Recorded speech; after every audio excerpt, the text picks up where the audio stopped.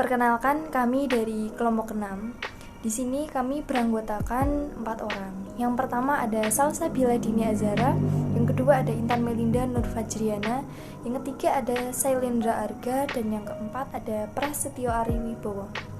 Nah, di sini kami akan memaparkan teori inovasi. Nah, teori inovasi ini terbagi atas beberapa bagian. Nah, yang pertama ada teknologi Corte Puntuated Equilibrium, dan yang kedua ada dominant design, yang ketiga ada absorptive capacity, dan yang keempat ada creative destruction, dan yang kelima ada infractional atau social innovation model. Assalamualaikum warahmatullahi wabarakatuh. Nama saya Prasetyo Ari Wibowo. Saya akan menjelaskan teknologi Puntuated Equilibrium. Menyajikan model evolusi difusi teknologi di mana yang lama dan yang baru teknologi yang tersedia. Yang keduanya meningkatkan kinerja mereka secara bertahap dan waktu ke waktu. Pengabdian teknologi membuat pilihan berulang antara yang sudah ada dan teknologi baru berdasarkan kinerja yang mereka rasakan, yang tunduk pada ketidakpastian. Kedua teknologi menunjukkan eksternalisasi positif atau manfaat kinerja dari orang lain yang menggunakan teknologi yang sama. Kami menemukan bahwa teknologi unggul belum tentu diadopsi secara luas oleh penduduk. Eksternalitas menyebabkan dua keseimbangan penggunaan yang stabil, satu dengan teknologi yang lama sebagai standar dan yang lainnya dengan teknologi yang baru sebagai standar. Tanda baca atau pergeseran mendadak dalam keseimbangan ini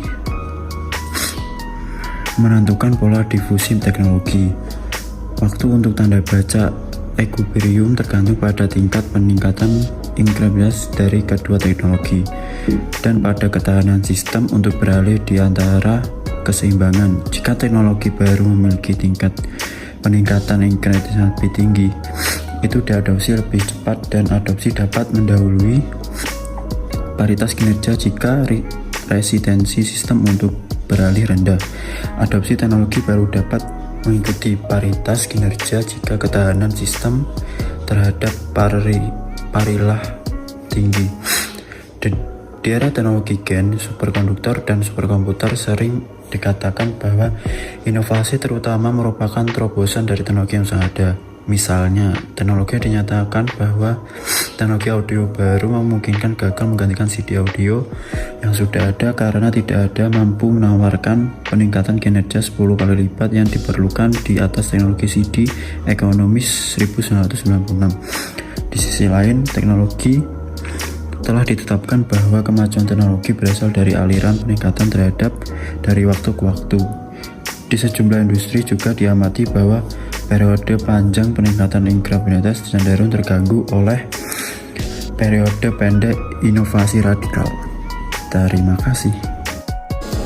Teori dominant design. Dominant design adalah konsep manajemen teknologi yang diperkenalkan oleh Atterbeck dan Abernethy pada tahun 1975. Dominant design adalah desain yang memenangkan kesetiaan pasar, desain yang harus dipatuhi oleh pesaing dan inovator jika mereka berharap untuk mendapatkan pengikut pasar yang signifikan. Contoh, kemunculan dominan desain di pasar platform smartphone adalah iPhone. Karakteristik desainnya semakin menentukan nama industri untuk bersaing. Munculnya iOS sebagai dominan desain pada tahun 2000 membuat platform Google, Android, dan BlackBerry mulai mengikuti jejak Apple dalam platform pesaing mereka sendiri. Teori absorptive capacity. Teori absorptive capacity adalah kemampuan perusahaan untuk mengidentifikasi, mengasimilasi, mengubah, dan menerapkan pengetahuan eksternal yang berharga. Atau dengan kata lain, absorptive capacity adalah batas kecepatan atau kuantitas informasi teknologi yang dapat diserap oleh perusahaan. kerja perusahaan, menciptakan inovasi dan mempertahankan perusahaan dalam jangka panjang, memproses perusahaan perbankan milik pemerintah daerah, dan aktivitas perusahaan dalam membangun bisnis, menginternalisasikan perusahaan dalam membantu keefektifan proses implikasi perusahaan mengenai mekanisme dan kebijakan-kebijakan perusahaan sehingga menghasilkan berbagai inovasi. Creative destruction adalah gambaran suatu proses mutasi struktur ekonomi atau mutasi industri yang terjadi secara terus-menerus tanpa henti dan akan menghancurkan struktur ekonomi yang lama dan di saat yang sama tanpa henti akan menciptakan struktur ekonomi yang baru. Contohnya seperti kemunculan Polaroid yang dulu sangat inovatif, sekarang hilang dari peredaran akibat munculnya teknologi kamera digital. Yang kedua ada kaset Walkman, diganti dengan MP3 disc dan kemudian diganti dengan MP3 player iPod dan sekarang bahkan diganti dengan streaming melalui internet. Yang tiga, dengan video yang sering kita tonton melalui streaming seperti yang ditawarkan oleh Netflix atau Inflix. Banyak yang hilang dari peredaran dan digantikan dengan media online atau media sosial. Munculnya fenomena wartel atau warung telekomunikasi di Indonesia di tahun 2000-an yang termasuk usaha yang menjanjikan. Dengan semakin terjangkaunya telepon genggam atau handphone dan berbagai fitur yang menarik, usaha warung telekomunikasi tergantikan dengan sendirinya sehingga banyak usahawan yang gulung tikar atau usahawan ini mengalami kerugian. Infractional innovation model.